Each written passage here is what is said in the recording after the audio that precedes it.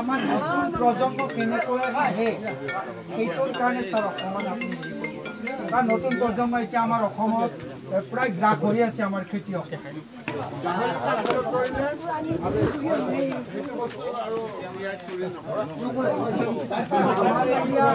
আমাৰ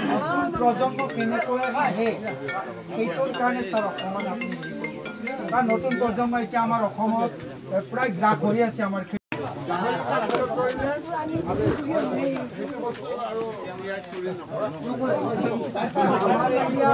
আমাৰ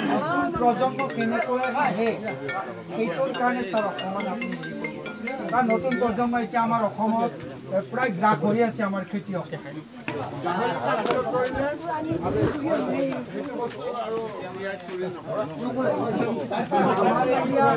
আমাৰ প্ৰজন্ম কেনেকৈ আহে সেইটোৰ কাৰণে ছাৰ অকণমান আপুনি কাৰণ নতুন প্ৰজন্ম এতিয়া আমাৰ অসমত প্ৰায় গ্ৰাস হৈ আছে আমাৰ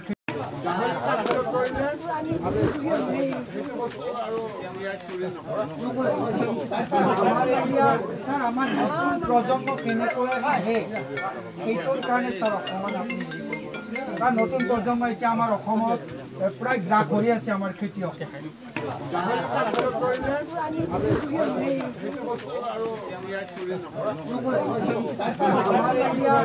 আমাৰ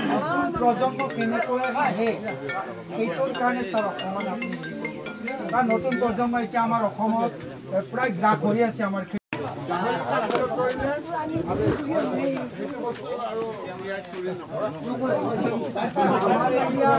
আমাৰ প্ৰজন্ম কেনেকৈ আহে সেইটোৰ কাৰণে ছাৰ অকণমান আপুনি কাৰণ নতুন প্ৰজন্ম এতিয়া আমাৰ অসমত প্ৰায় গ্ৰাস হৈ আছে আমাৰ খেতিয়ক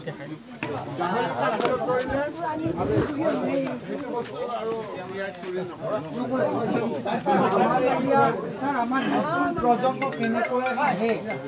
সেইটোৰ কাৰণে ছাৰ অকণমান আপুনি কাৰণ নতুন প্ৰজন্ম এতিয়া আমাৰ অসমত প্ৰায় গ্ৰাস হৈ আছে আমাৰ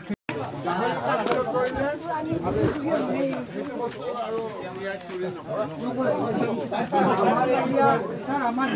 প্ৰজন্ম কেনেকৈ আহে সেইটোৰ কাৰণে ছাৰ অকণমান আপুনি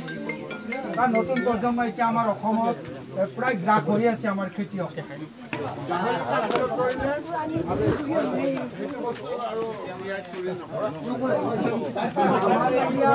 আমাৰ প্ৰজন্ম কেনেকৈ আহে